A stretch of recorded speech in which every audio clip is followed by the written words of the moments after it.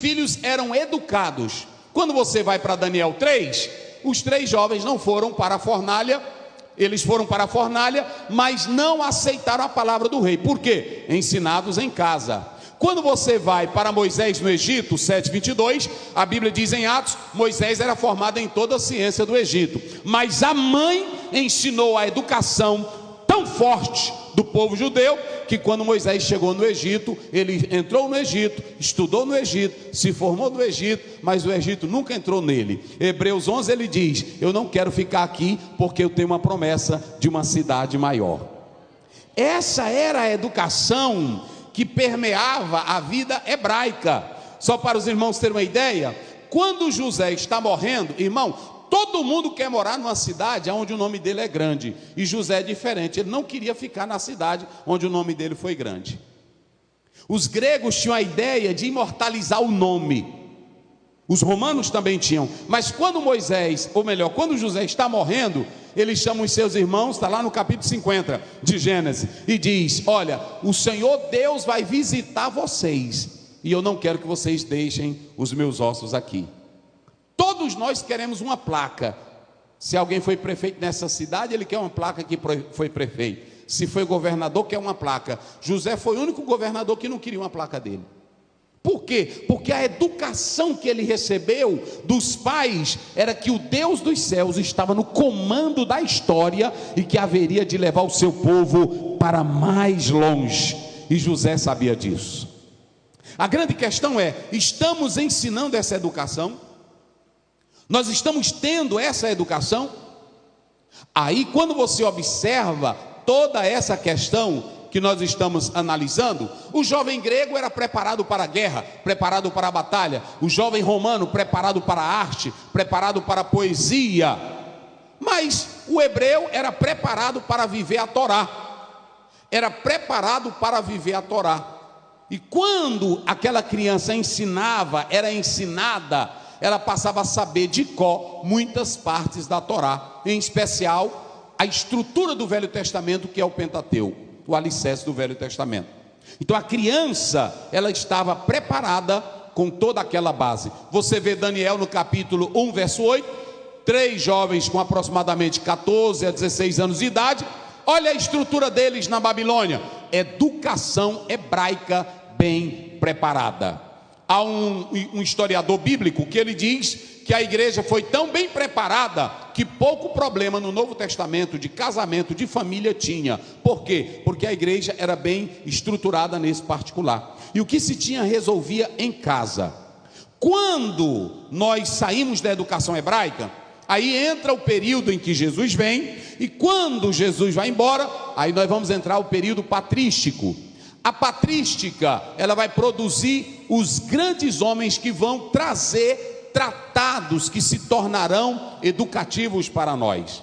Só para os irmãos terem uma ideia, nenhum dos pais da igreja criaram escolas, nenhum dos pais da igreja criaram escolas, nenhum dos pais da igreja abriram faculdade vai surgir no período medieval, nenhum dos pais da igreja abriram faculdade. Mas tem uma coisa interessante, vocês sabiam que a educação dos pais da igreja, a educação que os cristãos receberam, foi o único período que abalou o mundo romano como nunca houve na história? Só para vocês terem uma ideia, o poder da educação. A Martin Lloyd-Jones, ele diz que o ensino de Jesus, do Sermão do Monte, foi tão forte, que quando uma pessoa aceitava Jesus como Salvador, a vida dele mudava, que o Império Romano tinha ódio dele. Por que o Império Romano tinha raiva de crente? Porque quando ele aceitava o Evangelho, aí ele lia a palavra do Senhor em Filipenses 2, que Jesus Cristo era o Kyrios, Jesus Cristo era o Senhor não era o César, o Senhor não era o imperador. E os cristãos não adoravam César, porque a educação da palavra e dos ensinos estava dentro de cada crente. Quem glorifica a Deus? Nem que morresse. Vamos pegar aqui, Martin Lloyd-Jones diz que quando uma pessoa aceitava Jesus no período do Império Romano, o Império Romano tinha raiva, porque olha a primeira lição de Jesus: bem-aventurado os humildes. Digam isso comigo: bem-aventurado os humildes. Vamos lá, só quem tem boca bem forte: bem-aventurado os. A primeira coisa é que quando o cristão aceitava Jesus, se ele fosse poderoso, fosse rico, fosse grande, ele deixava de querer ser o quê? Grande, e ele queria ser o quê? Humilde. Olha o poder da educação. Mas eu estou falando aqui da educação cristã. Então, quando o cristão aceitava Jesus, que ele recebia o sermão do monte, bem-aventurados os humildes, eles não queriam ser grandes. O que tem de crente, que tem Bíblia, que tem conhecimento, ele quer ser grandão. E quando o ensino de Jesus entrava, eles ficavam, era pequeno. E o Império Romano tinha ódio dessa filosofia. Bem-aventurado os pobres. Do quê? Esse ensino entrou tão forte que os crentes naquela época queriam vender tudo aguardando a volta de Jesus. Eles queriam ser pobres para serem ricos de Deus, e não queriam riqueza material para não se apegar a ela. Hoje está diferente. A maioria anda doido para ganhar dinheiro. Não é isso? E enganando até. Eu quero mostrar aqui, irmãos, isso é tão sério. Jesus Cristo diz assim: bem-aventurado o que tem fome e sede de. Vamos lá, fome e sede de.